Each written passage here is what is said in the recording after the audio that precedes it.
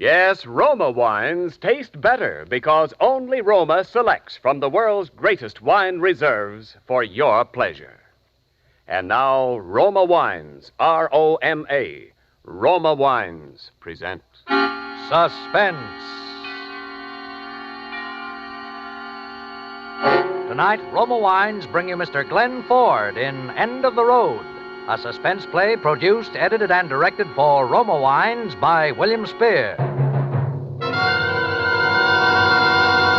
Suspense. Radio's outstanding theater of thrills is presented for your enjoyment by Roma Wines. That's R-O-M-A, Roma Wines. Those better-tasting California wines enjoyed by more Americans than any other wine. For friendly entertaining, for delightful dining. Yes, right now, a glassful would be very pleasant, as Roma Wines bring you Glenn Ford in a remarkable tale of Suspense. For an automobile salesman, I have expensive habits. I mean dames. It had been dames as long as I could remember. That's strictly murder. Also, it gets you definitely no place. So this day I was turning over a new leaf. Nothing on my mind but business. Pencil in my hand, a sheet of figures on the desk, figuring out how to sell 1,000,000 Excelsior 8s, make $1 billion. And someone tapped on the glass. I didn't even look up, just the busy executive. There it was again. Now I looked up. Am I disturbing you?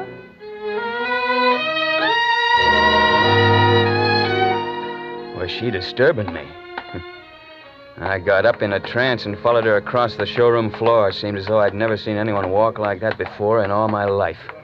This is my husband, Mr. Ganlon, Mr. Evans, the sales manager. How do you do, sir?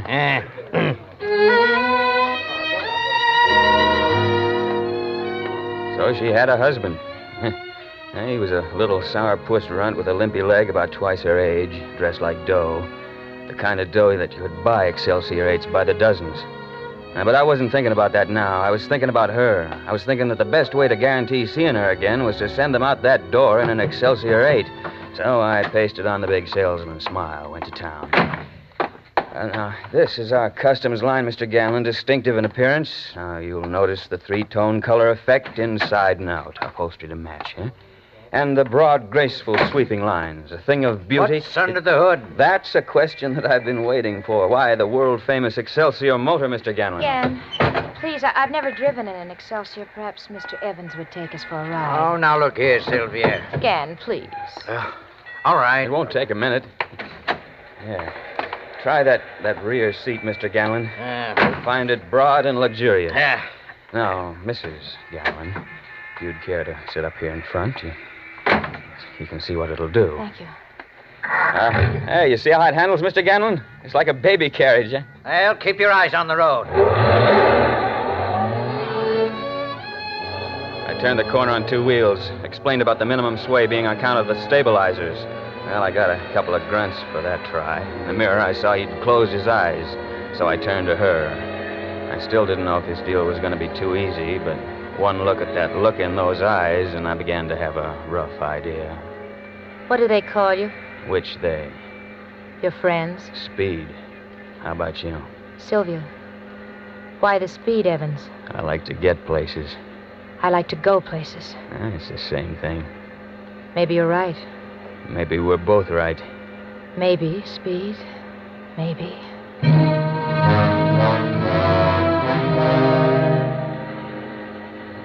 She'd asked for it, I'd have made that Excelsior turn somersaults. As it was, I showed her some driving tricks that'd make your hair stand on end. She loved them. Every once in a while, her eyes met mine and clung there just long enough. We knew, both of us, what I was selling, and it wasn't an Excelsior. Now, I can have the car ready for delivery first thing in the morning, Mr. Ganlon. What do you say? Gan, please. All right, Sylvia, all right. Now, if you'll just sign the order. I want it now, and I pay cash. Oh, that's fine, Mr. Ganlon. That's just fine. I think you'll find the desk in my office the most convenient. Is that your office there? Yes, that's right, Mr. Ganlon. I'll collect all the necessary papers while you're making out the check. All right. Well, how did you like it? Like what? The car, for a start. I love it. You better drive in for a service check as soon as you can. When? Tomorrow? Tomorrow. Suppose you could manage to be alone? Yes. I'll be alone.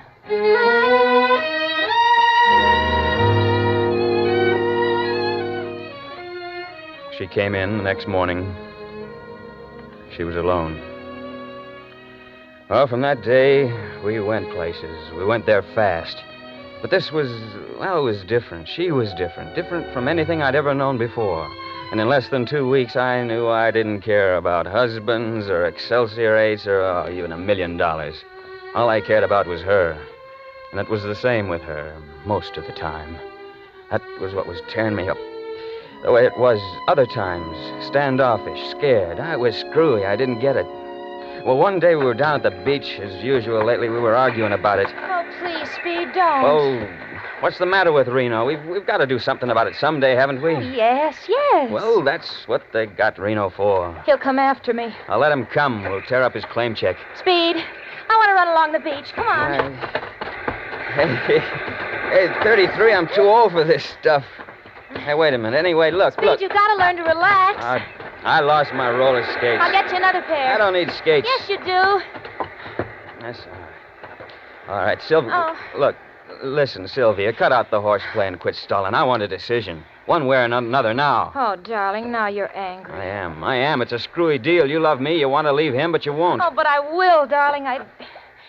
Speed, you see, there's so many things. They're all complicated and mixed up. First, there's my father. Well, what about him? Well, you see, my father and Ganlon were mining partners in a little town called Phoebe, Arizona, and then there was a cave-in, and my father was killed. Oh, he was such a wonderful man. We were so terribly close. Oh, it's tough, baby. Sometimes it's almost as though he were alive. I see him, Speed, in dreams ever so often. I hear him speak. It was 10 years ago. Well, what's all this got to do with you and Ganlon? Stop it! Stop torturing me! Can't you just leave me alone? Leave me alone! Okay, if that's what you want. Oh, no. Speed, don't. Look, baby, I don't know about you, but I'm leaving town tonight. I can't take this any longer. I'm going back now, quit my job, and draw my $3 out of the bank and pack a bag. I'm leaving tonight, with you or without you. Oh, no, Speed, you can't. You can't go without Well, me. that's up to you, baby. Oh, I'm afraid. Of what? I don't know. Well, we'll worry about that later. What about it? All right, I'll go.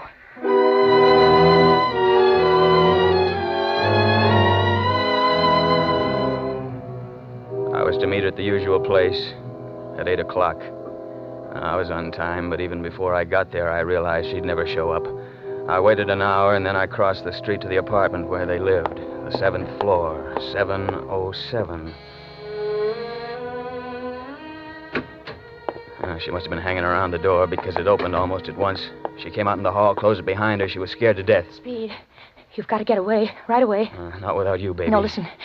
Listen to me, Speed. I lied to you this afternoon. No kidding. I mean, about my father. He wasn't just killed in a cave-in. He was murdered. Ganlon murdered him. So you married Ganlon to kind of show your appreciation. Yes, I mean... You don't make sense, baby. Come on, we're going inside. No, Speed, no! We're going to settle this once and for all now. In the living room, Ganlon was lying on the couch with his shoes off, his feet propped up. In a chair opposite was a young punk in a tan overcoat who looked like he took the wrong kind of nose drops when he needed courage. He let it be known fairly obvious that he had a gun in his pocket. Ganlon didn't even get up. Well, Mr. Evans, this is an unexpected pleasure. I'm afraid it's no pleasure either way. I've come to tell you that your wife is leaving you with me. Oh? Is she? Yeah. What about it, Sylvia? You don't seem to have entirely convinced her, Mr. Evans. Listen, I don't know exactly what goes on That's here. obvious. But I do know that she's headed straight for a crack-up and that you're at the bottom of it, so she's leaving tonight. Go on, Sylvia, get your things. All right. Mr. Evans, I'm not sure you fully appreciate the penalties of stealing a man's wife. There's divorce courts to handle that, besides other ways, if you're big enough. Well, since you brought up the question of superior force. All right, Zeke, take him. Okay. Put him up. Hi, funny face. Oh, gunsels with guns you have, huh? Sometimes they come in handy, Mr. Evans. Come on, start walking. Any particular direction? Yeah, outside. All right. All right, you win, Mr. Ganlon. Take him out and kick him down the stairs, Zeke. Kick him. The punk was plenty shaky, and he had the gun jammed right in my back. That's not smart if your guy knows a little judo. I made a quick half turn and fired, but not soon enough. I'd have broken his arm before he could try again. The gun scooted across the floor somewhere, and I was just thinking it's lucky they soundproof these fancy apartments. It started going off again. I whirled around to see Sylvia with a gun in her hand, stalking Ganlon like a tigress. He was cowering behind the furniture, and she was moving around trying to get a clear shot at him. It took me one good leap to get over there and knock her out cold. There was a bowl of water, some flowers on the table. I threw the flowers on the floor, threw the water on Sylvia. She opened her eyes, looked around. Oh, Speed, why did you do it? You're lucky, baby. When you get better at it, they're liable to call it murder.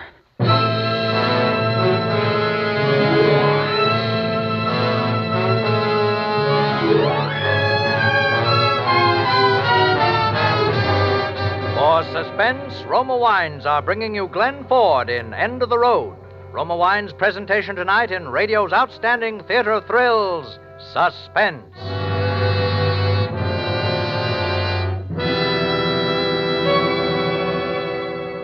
Between the acts of Suspense, this is Ken Niles for Roma Wines. Whenever you want dinner to be outstanding, whenever the occasion calls for the magic touch that changes a meal into gracious, satisfying dining, enrich your table with a delicious Roma California wine. With tender, juicy steak or oven-browned roast, enjoy the tantalizing taste harmonies of red, robust Roma Burgundy. Or bring out the exquisite hidden flavors in fish or fowl with pale gold, delicate Roma Sauterne. And remember, all Roma wines taste better because Roma begins with choicest grapes.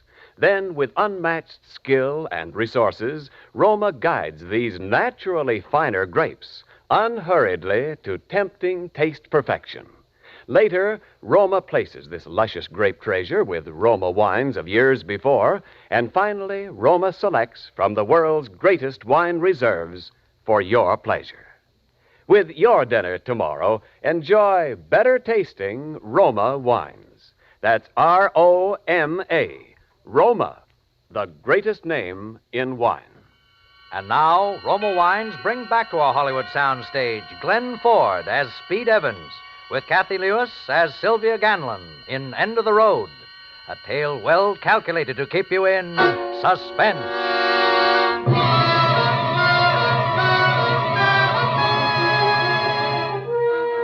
After the gunplay, I thought it would be easy. But when I tried to get her down to the car, she clawed like a wildcat, and I had to clip her again. It was a battle all the way across town till we got to barreling along Highway 99, and she knew she'd break her neck if she tried to jump. And all of a sudden, she just went to sleep. I looked over at her sleeping there in the corner, rolled up like a kitten and as innocent as a baby. And I knew I was for it if it killed me. And I'd just have to do the best I could. We'd passed Bakersfield, and I was headed up over the Tehachapi Mountains before she woke up. It was morning. Oh. Hello, darling. Feeling any better, baby? Oh, yes. I had such a wonderful dream. I was a little girl again. And I was with my father, and he was rowing across a lake. And then... Then what? Speed, I lied to you about Ganlon. He didn't kill my father. I was wicked to say that, wasn't I? Oh, you're just a little mixed up, that's all. Speed? Yeah? Where are we going? We're going to your hometown, baby, Phoebe, Arizona. Oh. You like the idea? I suppose so. Why? Look, baby, I'm no psychiatrist, but something happened back there when you were a kid. Something to do with the death of your father. It's had you on the merry-go-round ever since.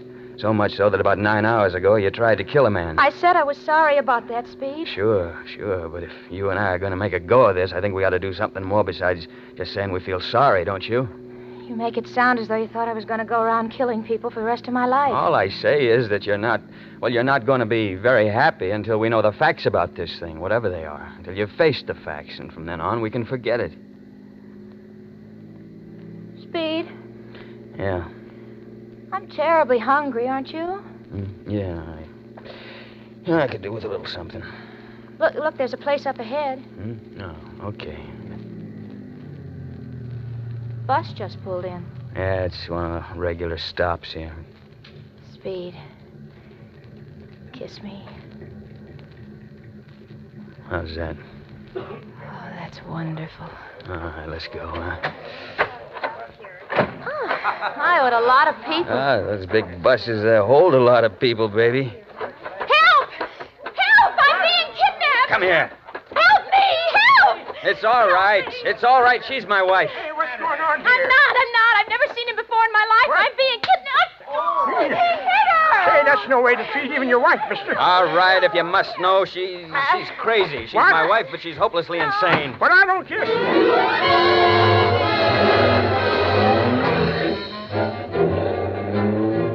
About 5 minutes later, she snapped out of it.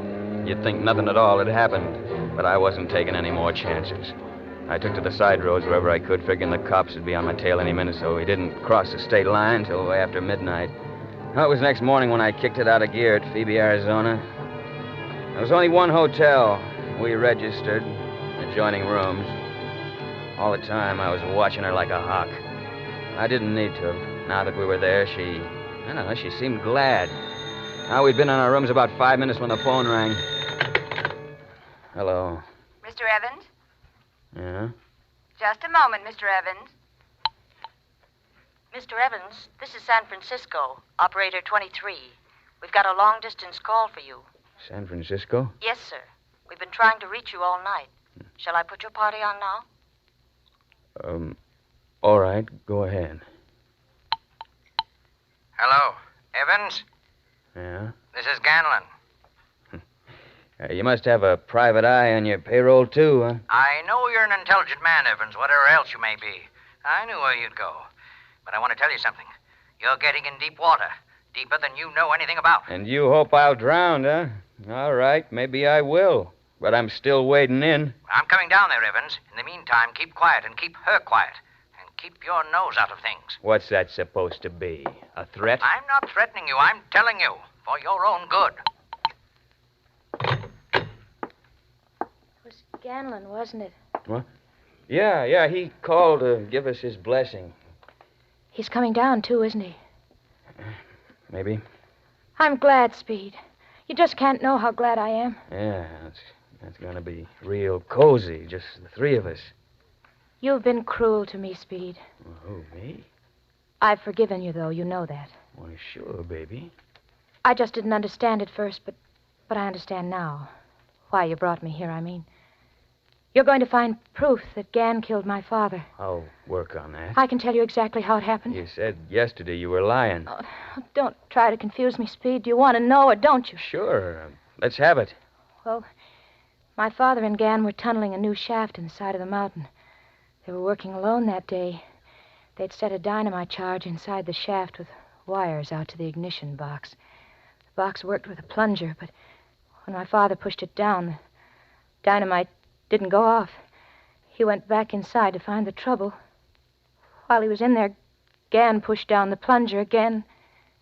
My father was blown to bits. Just like that, huh? Don't you believe me? Like I say, I'll work on it. They'll hang him, won't they? Hang who? Ganlon, they'll hang him when you find proof. If he's guilty, they'll hang him. You'll prove it, darling. Promise me you will, so they can arrest him when he arrives. You'll do it for your baby, I know.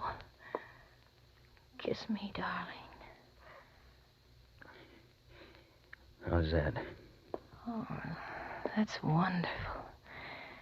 That's all I care about. That and seeing Ganlon hanged.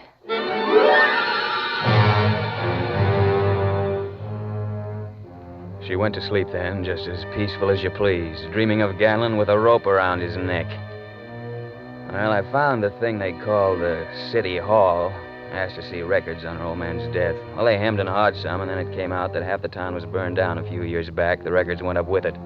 They finally suggested I see an old-timer named Konski who'd been her her father's mine foreman at one time or another. I did. He was already waiting for me. He seemed to know what I was after. He was all primed with the answers. Sure I know Sylvia. Sweetest, prettiest little kid I ever see all my life. And of course you knew her father. Sure I knew.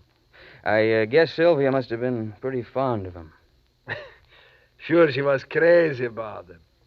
Well, wasn't she? Maybe. But if she was the only one in this town wasn't glad to see him die. Look, you don't have to be cagey with me. I'm trying to help Sylvia. All right. You know what is the best thing you can do? What? Get out of town before you make plenty trouble. That was that. Well, the next stop was the office of the weekly paper, owned, published, printed, and peddled by one guy, a guy named McLean. He seemed to know all about my business, too. Had the files all laid out for me. Why don't you lay off it, Evans? It's 10 years old and dead and buried. Mind if I look at your files? Yeah, sure. Go ahead. You can see what it says. Mine disaster, premature explosion, accidental death. Any chance it wasn't accidental?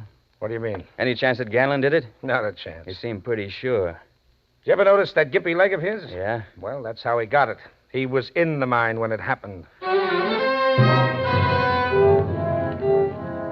I was getting no place fast, only a suspicion and not a very comfortable one. And I hadn't the faintest idea where to go from here. And I thought of the doctor. There had to be a doc to sign a death certificate. Well, I found out who he was, dug him up, and he looked like the worst bet of the bunch. He was half wacky from the effects of age and a misspent life, nothing left but his dignity, and a collection of photographs that he insisted on talking about until I wanted to smack him. Yes, it was my hobby before my eyes went back on me, but those you see on the wall are only a few. Here. Take a look at some of these. Who are all you people covering up for, Doc? Huh? I beg your pardon. You heard me. Young man, you realize that what you've just said constitutes a most serious slur on my professional reputation. Oh, nuts. Look, I'm trying to help a girl that I'm in love with. Can't anybody understand that? Take this one, for instance, and notice the contrasts, the light and shadow. Yeah. I don't suppose you understand the meaning of the term traumatic experience, huh? No, I thought not. The psychic structure of the personality is a very delicate mechanism. For instance, in the case of Sylvia. Now, take her to a competent man in the field, Mr. Evans. I no longer handle such cases. That's not what I came to you for, and you know it. I'm afraid I can't help you. Retired some time ago, you see. Now, look at some of these. They're older, of course, but there's still some very good ones among them. Look, Doc, I don't want to look at pictures. All I want... Oh, we found one you like, eh? I knew you did. It has a date on it, July 14th, 1935. That mean anything to you? Is that the stalagmite incrustation? If so, it's... I don't know. It's just some rocks in a hole in the mountain to me, but that date is the date that Sylvia's father was killed. Give it to me. Give it to me. No, you don't. No. I'm afraid you're torn it, Doc. Give it back to me, I say. Yeah, but the part I got is still enough to show who killed him. I started back for the hotel, but I didn't feel so good. I didn't feel good at all. I asked at the desk if Ganlon had arrived, but he hadn't, so I went on up to Sylvia's room. She was sitting at the dressing table making up her face. She looked up at me in the mirror. You know. I can tell by your eyes you know. Yes, baby, I know. And they'll hang him, won't they? Ganlon? No, baby, he's in the clear. But he isn't. He can't be. He murdered my father. I know he did. You're lying to me, Speed. Look, take it easy, baby. It's going to be all right. Just let's get it over with, and then we can forget it, huh? Get what over with? You're acting so funny, darling. Take a look at this picture. Huh? Oh, that's me, isn't it? When I was a little girl. I'm awfully far away, but I'd still know it's me. But this smoke. Don't you remember? Please, Speed, my head's hurting. Don't. Try to remember. You're tormenting me. You're trying to hurt me. That smoke is the explosion, isn't it? I don't know. You pushed the plunger. I don't know. Remember while your father was inside the shaft. Remember? I don't... Yes! Yes, I killed him. All right, baby. That's all there is to it. You can forget. I hated him. It's all I live for. It's all I ever dreamed of. See his face bloody and battered. See his body mangled and dirty. I hated him. I hate you. I hate all men. If I could kill every man in the world. Where did you get that gun, baby? Out of your overcoat. Yeah, better put it down. I tried to kill Ganlon because he knew. Now you know. Put it down. It's too late, Speed. Goodbye, darling. Listen, it's all over now. You were only a kid. I know how he treated you. The whole town covered up for you. They're still covering. Goodbye. When the door flew open, I ducked, and then the shots came. When I looked around, Ganlon was lying on the open door, the gun still in his hand. He walked right into it. Well, he must have got in one shot, though. That was enough. She was still breathing when I got to her, but that was about all.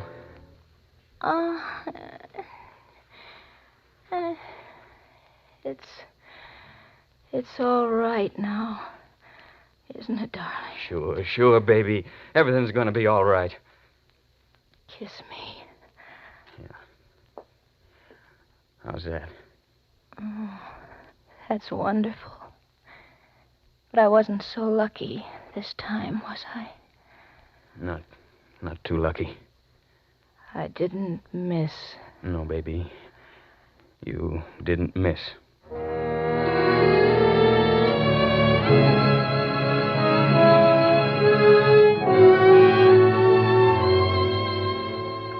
Well, anytime you want to buy an Excelsior 8, just come on in and see old Speed Evans. No, I won't tell you my troubles. Dames, that's my trouble. It's been dames as long as I can remember. It's too bad, though. We'd have probably had a couple of kids by now.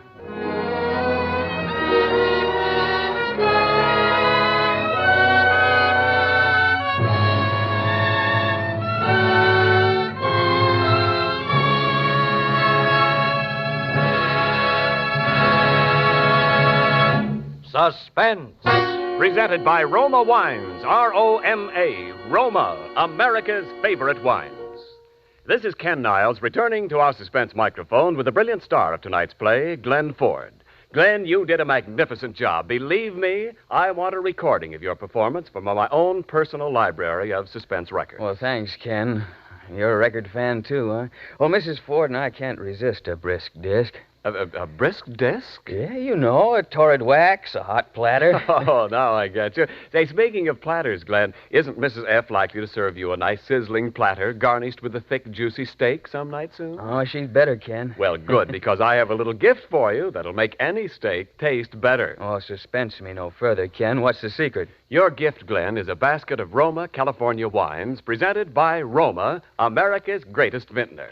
In that basket is a bottle of red, robust Roma Burgundy, the perfect taste companion for tender steaks, a brace of broiled chops, or any red meat. Better tasting Roma Burgundy brings out all the natural hidden flavors in hearty foods, adds pleasure to every bite. Roma Burgundy, huh? Well, I'll remember that, Ken. Remember, too, that all Roma wines taste better because Roma starts with choicest grapes, guides them unhurriedly to tempting taste perfection with skill and resources unmatched in America. Then Roma places this luscious grape treasure with Roma wines of years before to await selection from the world's greatest wine reserves for your pleasure. That's why more Americans enjoy Roma than any other wine. Well, I can't think of a better endorsement. Thank you, and good night. Glenn Ford appeared through the courtesy of Columbia Pictures and is soon to be seen starring in the Columbia picture Framed. Tonight's suspense play was adapted by Irving Moore and Robert Richards from a story by Irving Moore. Next Thursday, same time, you will hear Agnes Moorehead as star of Suspense. Produced and directed by William Spear for the Roma Wine Company of Fresno, California. This is CBS, the Columbia Broadcasting System.